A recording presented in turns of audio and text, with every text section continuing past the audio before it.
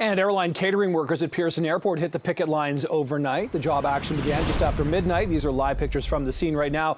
And it includes more than 800 Gate Gourmet employees who belong to Teamsters Local 647.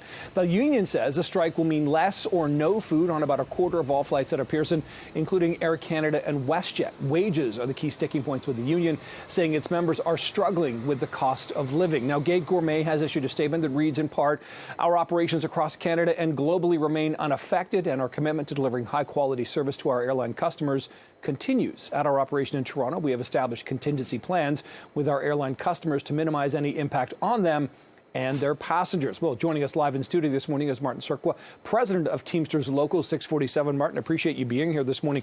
What are the big issues from Teamsters' side here in terms of what you need to get to reach a deal? Our main issues are fair wages, a living wage. Our members are struggling under the affordability crisis. Many of our classifications are paid well under a living wage, and their deal came up short. They didn't listen to us, they didn't listen to our concerns, and we have direct comparators at the airport, both in Toronto and in Vancouver, where they're paying $3 to $6 an hour more for the same work being done, and we're trying to close the gap. For people who don't know, Martin, is this a contract you're negotiating with the GTAA? Is this a negotiation you're dealing with the airlines? No. Who's this with? We're dealing directly with Gate Gourmet, and they service the airlines like WestJet and Air Canada directly. So. Okay. So when you talk about those comparators, how likely do you think it is that you can close this wage gap? I mean, $3 to $6 an hour, I don't know how many members you have in your union, but that would be a pretty sizable increase, I would think, to their bottom line. It is, but if you look at where we came from, during the pandemic, this company had 90% layoffs. Our members were laid off like crazy. They struggled. We took wage freezes. We helped save this company. We helped build this company back up to profitability. And now it's so disheartening as after doing all of that, we're still falling behind. We fall behind even farther during these difficult times. So what is the state of negotiations right now? Are they still at the table? Are you at the table? Unfortunately, the company hasn't reached out. We remain open to negotiations at any time. We have picket lines as of this morning at 12:01 this morning, and we'll continue picket lines and strike activity until they want to meet and work out a fair deal for our members. In the statement from Gate Gourmet, it says that about a quarter of flights are going to be, have less food or no food, etc.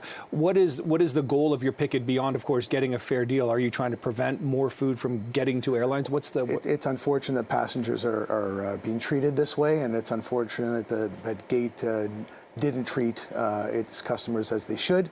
We just wanted a fair deal. We've been working hard. We also have issues of staffing levels that haven't been addressed. There's even non-monetary issues like staffing levels where people are getting injured, they're getting hurt. We had 7 people injured in the last 3 months because of the high pace, high pressure work environment, and they've reduced the staff for us to be able to perform the same work since the pandemic. Right. What's the labor history in terms of between Gate Gourmet and Teamsters? I mean, have you generally been getting there, renewing contracts, etc.? This is our first work stoppage. And like you said, during the pandemic, we had 90% of our members laid off. The company was in a very difficult situation with the world not traveling. We sat down, our workers sat down, we worked with the company, we gave them wage freezes, we showed reasonableness, and now when we've been surpassed by the cost of living crisis, the company hasn't stepped up. It's very disappointing to our members. Are you hopeful at this point that there will be some sort of ground to reach a deal soon? Well, we remain optimistic. All we can do is be ready to meet the company anytime they're willing to bargain. Okay, Martin Serqua, president of Teamsters Local 647. Appreciate the time this morning and setting it up for us. Appreciate this. Thank you. Okay.